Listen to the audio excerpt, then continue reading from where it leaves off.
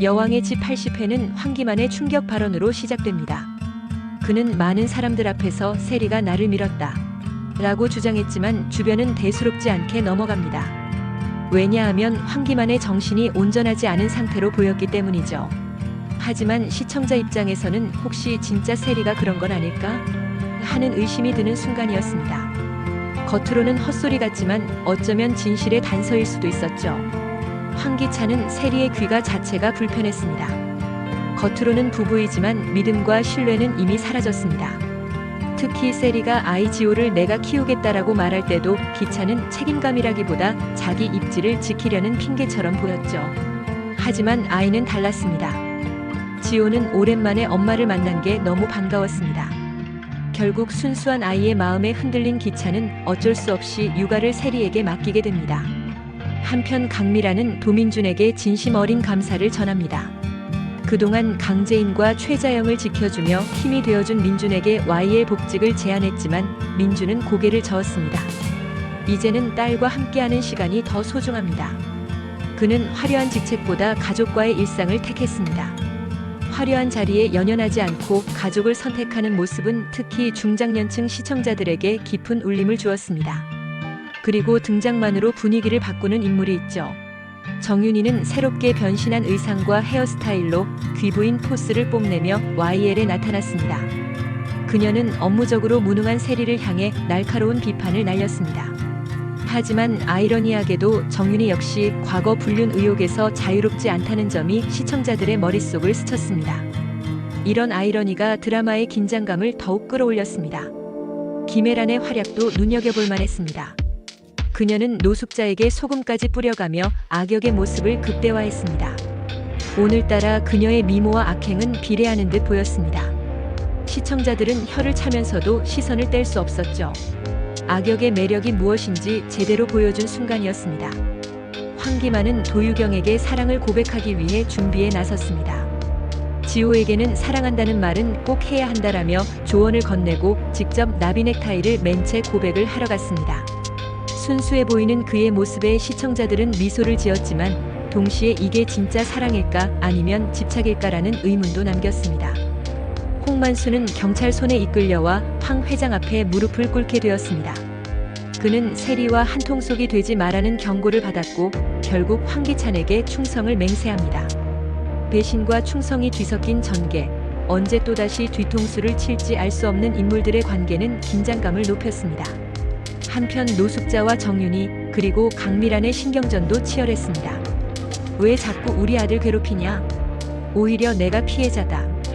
팽팽한 대립이 이어지던 순간 미란은 패트릭을 남자친구라고 당당히 소개하며 분위기를 바꿨습니다.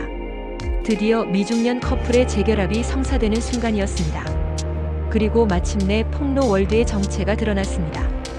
그동안 세리를 몰아세웠던 운영자는 다름 아닌 강재인이었습니다. 세리는 와인을 건네며 부부관계를 회복하려 했지만 황기찬의 차가운 반응만 돌아왔습니다. YL과 DH 회의실에 울려 퍼진 영상 속 세리의 민낯이 공개되며 사람들은 충격에 빠졌습니다. 80회는 폭로월드가 제인의 작품임이 밝혀지며 막을 내렸습니다. 81회 예고편에서는 더 큰 파장이 예고됩니다. 도유경은 유튜브 방송에서 가정의학과 전문의로 소개되며 과거 제인이 정신병원에 끌려갔던 사실을 증언합니다.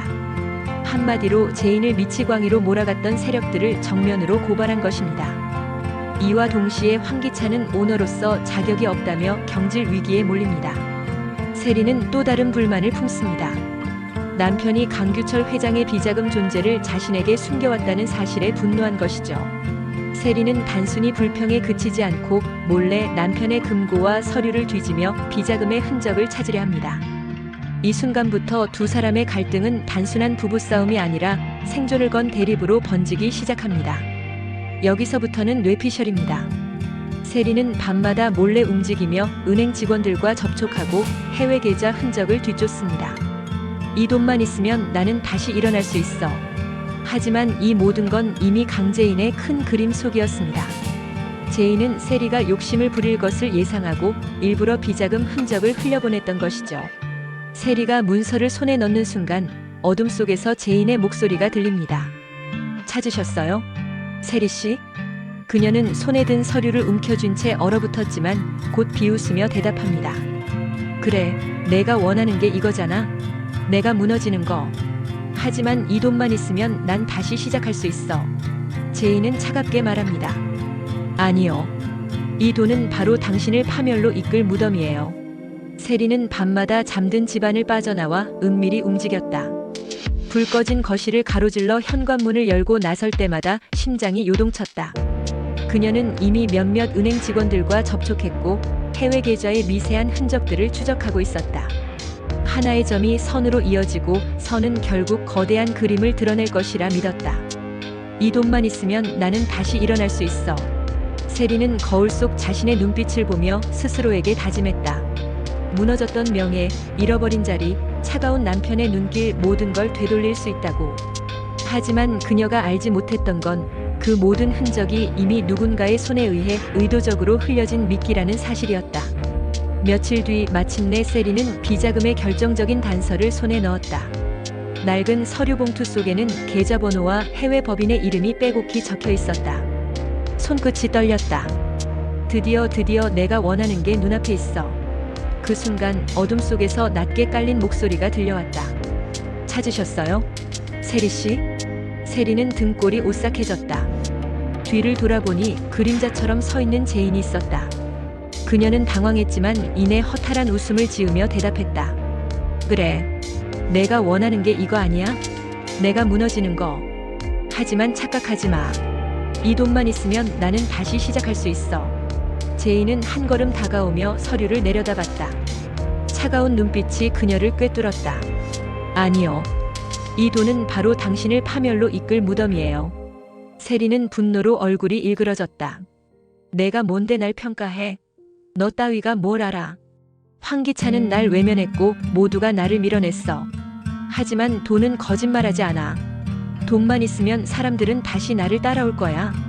그녀의 절규는 거의 광기에 가까웠다. 그러나 제인은 눈썹 하나 까딱하지 않았다. 당신은 아직도 모르시네요.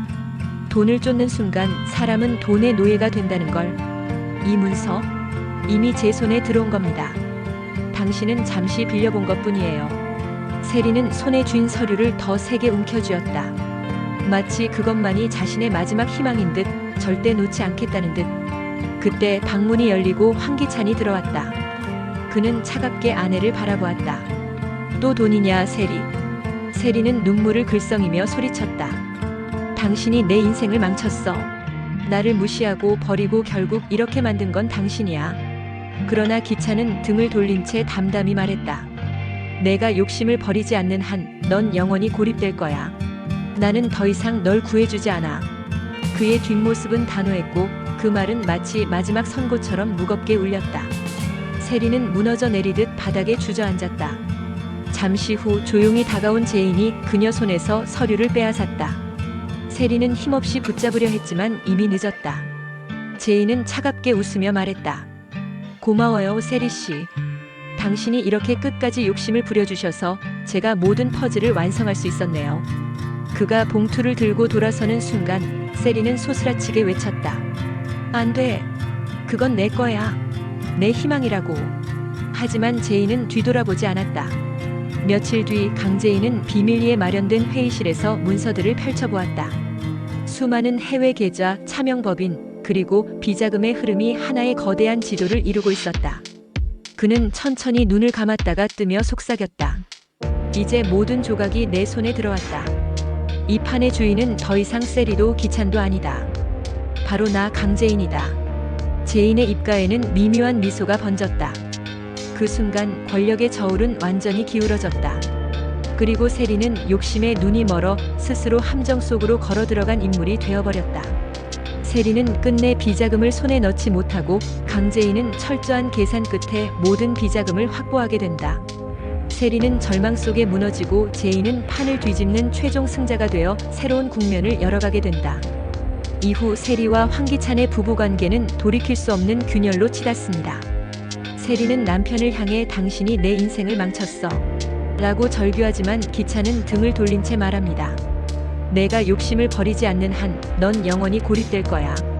비자금을 둘러싼 부부의 대립, 그리고 제인의 큰 그림이 얽히며 81회는 폭풍 같은 전개가 예상됩니다. 정리하자면 80회에서는 폭로 월드의 정체가 드러나며 세리가 몰락 위기에 놓였고 81회에서는 세리가 비자금을 찾으려다 남편과 정면으로 충돌할 것으로 보입니다.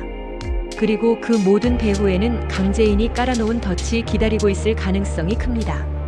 시청자 여러분은 어떻게 생각하시나요? 세리가 정말 비자금을 손에 넣고 다시 일어설 수 있을까요? 아니면 욕심 때문에 제인과 기찬의 협공 속에 무너지고 말까요? 여러분의 의견을 댓글로 남겨주시기 바랍니다.